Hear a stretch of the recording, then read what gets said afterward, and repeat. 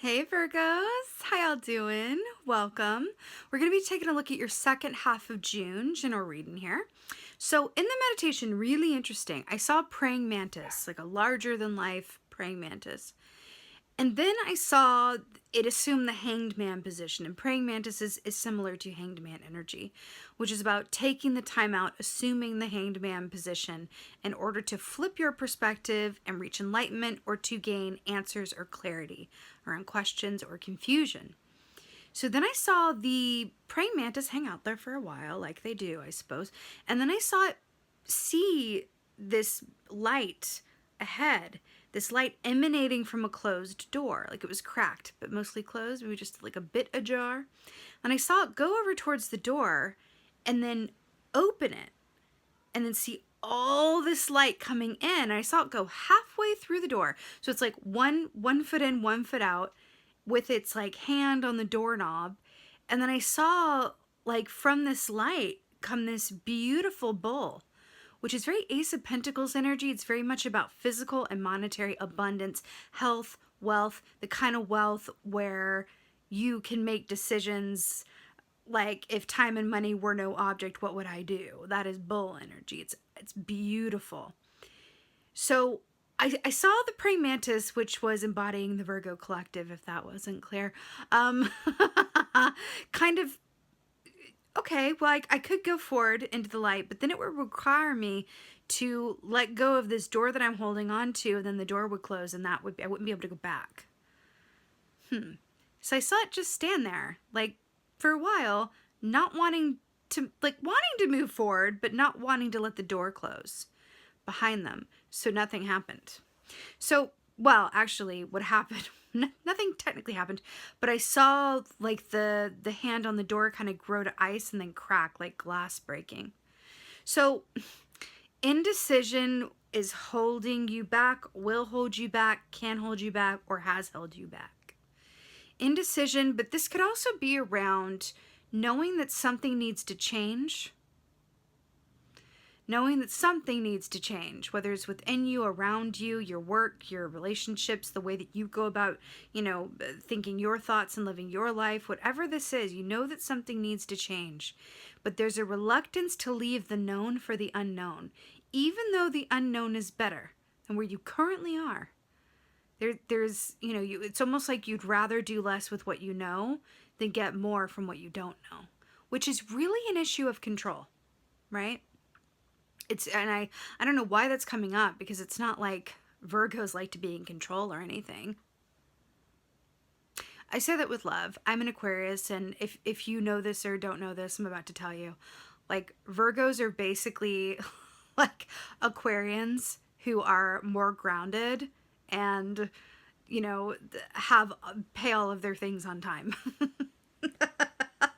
That's why if you've ever found like Virgos and Aquarians, best friends forever. They make really, really, really, really, really good friends and partners, Virgos and Aquarians. Just inherent understanding of the other.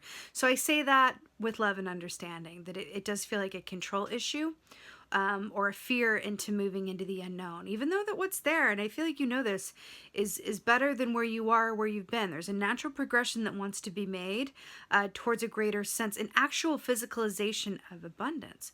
And the fact that it started with the hangman position means that you're aware of this. You know it. You've been feeling it. You know it. This is not news, right? I'm very interested to see what your cards have to say. So let's go ahead and take a look. Hey Virgos, let's go ahead and see what your animal energy is for second half of June. What is the animal energy for Virgo? For second half of... Oh, Virgos. This is so great. So you got the gazelle. Brilliant. Thank you. You're welcome. So what's really perfect about this is that there is a light and a dark aspect to everything, animal energy included. So the light energy of gazelle is 9 of Pentacles in the tarot. It's entrepreneurship. It's physical health, wealth, and abundance. It's feeling really good about the work that you've done, knowing that it came from you. It's that sense of deep accomplishment and purpose. That is Nine of Pentacles. That is the light energy of gazelle. Now, the shadow, the dark energy of gazelle is fear, being absolutely paralyzed by fear.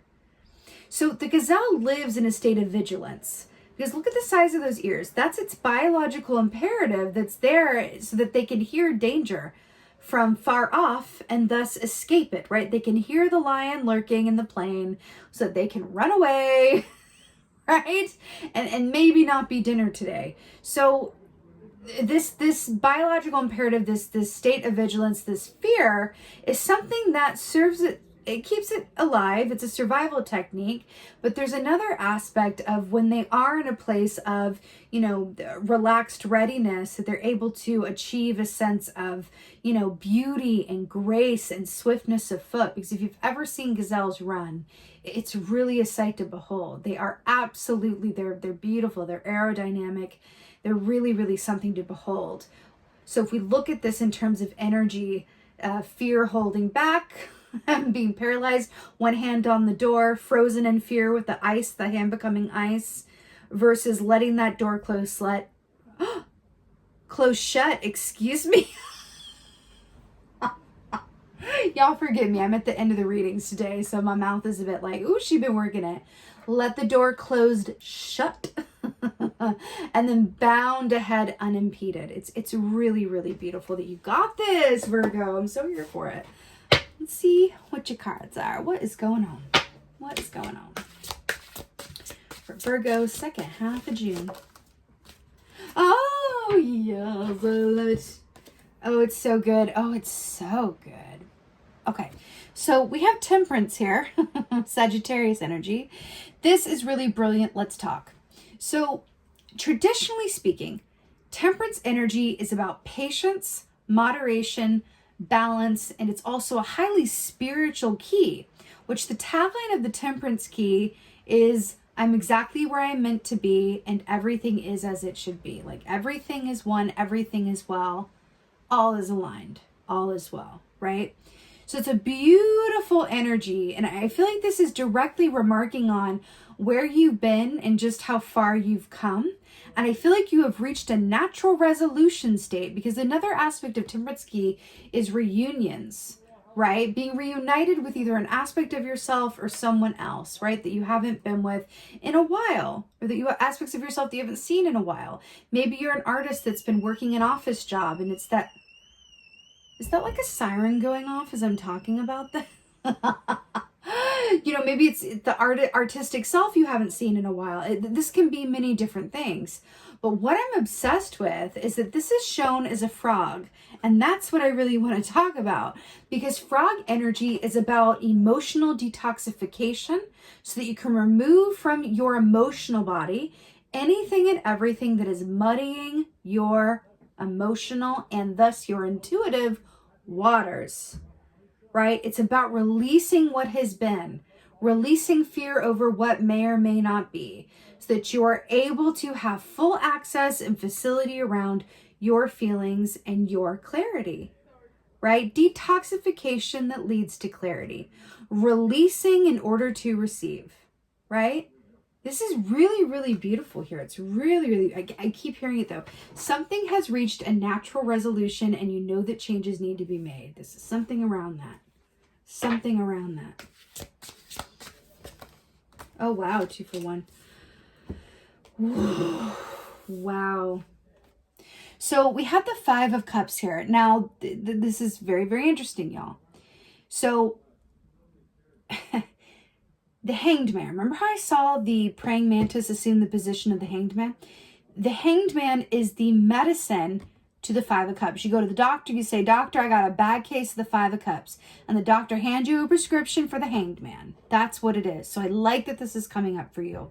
So 5 of Cups is all about perspective, right? This is when you are being called to shift your perspective for the better.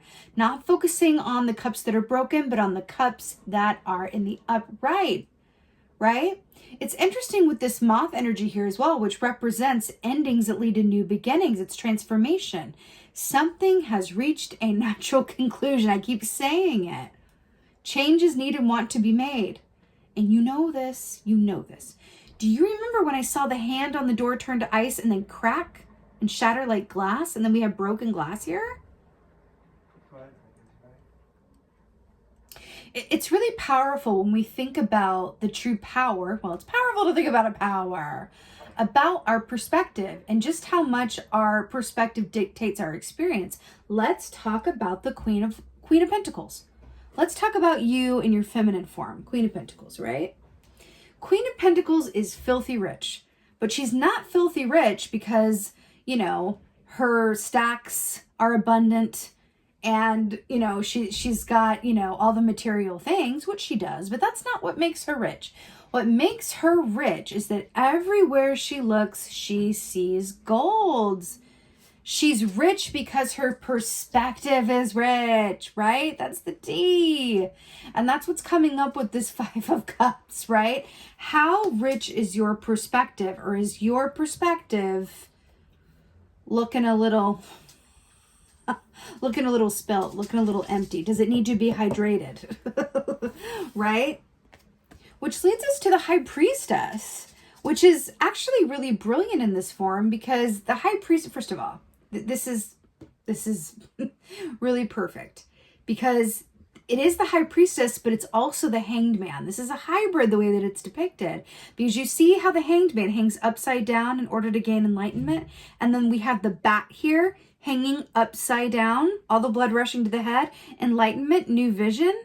So the High Priestess is shown as the bat, which is a symbol of death, endings and beginnings, and transformation, as the High Priestess, which is about intuition, discernment, clarity, and magic.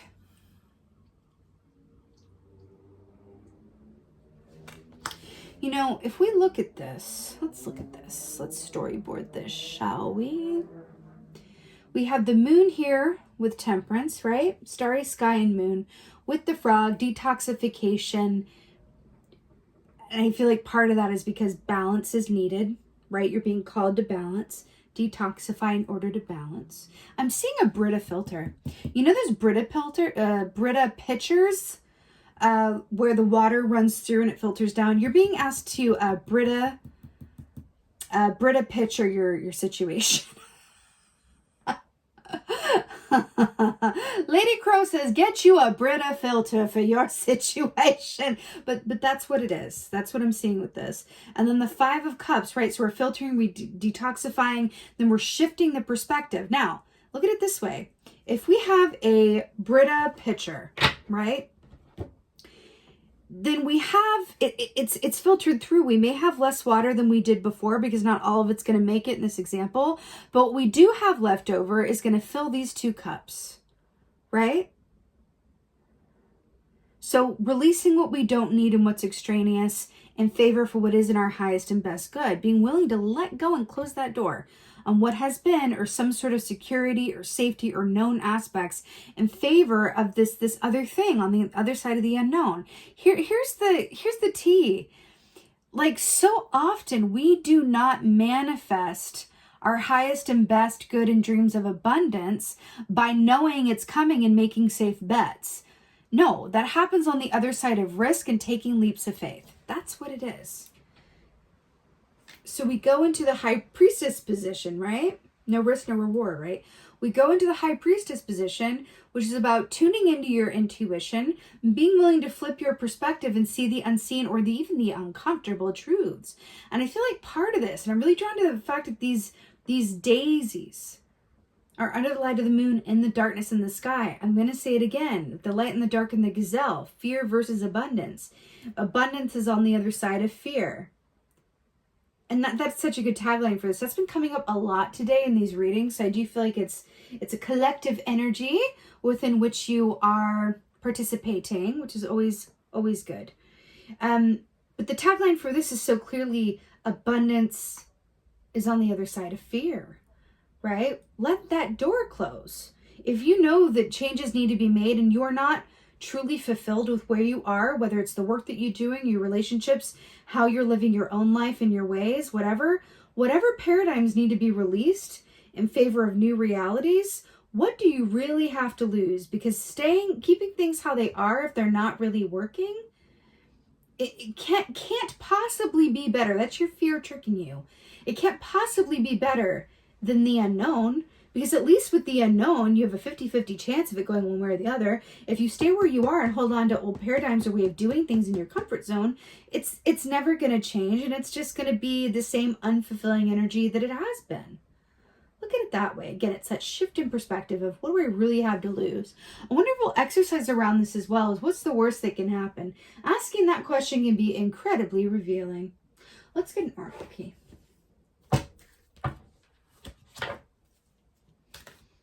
All right, oracle for Virgos.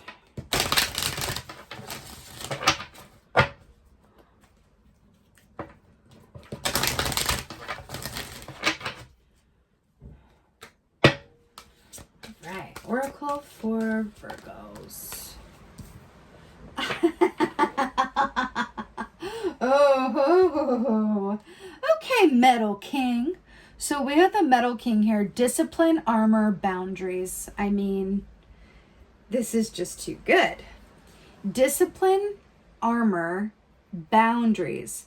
Okay, now, do you see what I see with this? We've got this guy with a mask on, wearing armor, with one hand here and then the other hand reaching behind him. I feel like that's the door that was in your meditation. He's got one foot straddled and one on the ground. He's not going this way because he doesn't want to let go of what was that way. This is a really interesting embodiment of the meditation, okay?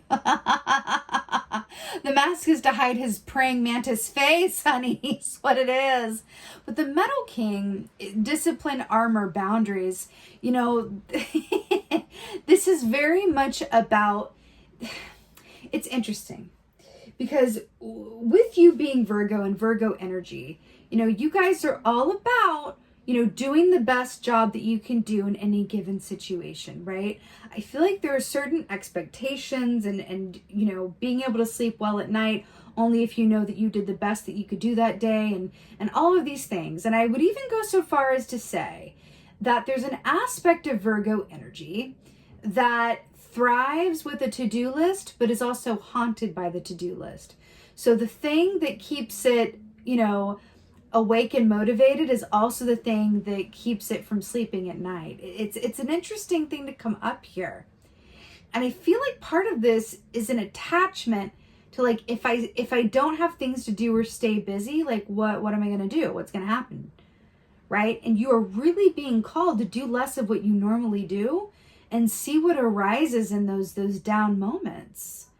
It feels incredibly important because it feels like your fear or reluctance around something is keeping you stagnant and keeping you from opening the door fully to the abundance that wants to be yours.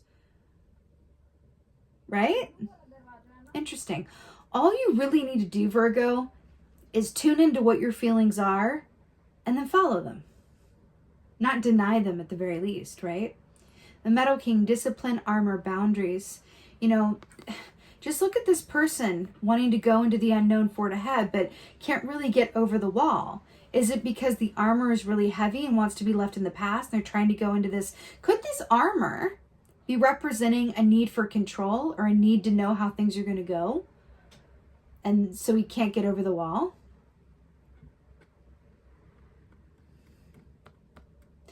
I feel like you're breaching your boundaries of you know, what has come to date, what you've outgrown, what is no longer working for you, and what could be. But it requires you to take a leap of faith and go into the unknown in order to even have a chance at receiving it or seeing what it is. But here's the thing. I've told you that it's a bull, which represents prosperity and abundance. So I have told you what's on the other side of this. And again, this is going to be different for everybody, right? But just think about this. Just let's get practical. Let's have some practical magic. Think about the times in your life where you were in a situation that was not good for you, whether it was not the best job, not the best work environment, not the best relationship, whatever, not the best living situation, whatever. And you knew that it was not working for you, but you stayed in it anyway because it was easier than admitting that it wasn't working and then taking the painful steps of having to either find another job, another place to live, leave a relationship, all of the things that starting over requires. And then think about when you did finally do it, how much better things were as a result. Really think about that, because that is your now. Okay, Virgo, and I'm here for it. That is your now. That is your now. That is your now. And what's on the other side of it is absolutely beautiful, but it is going to cost you.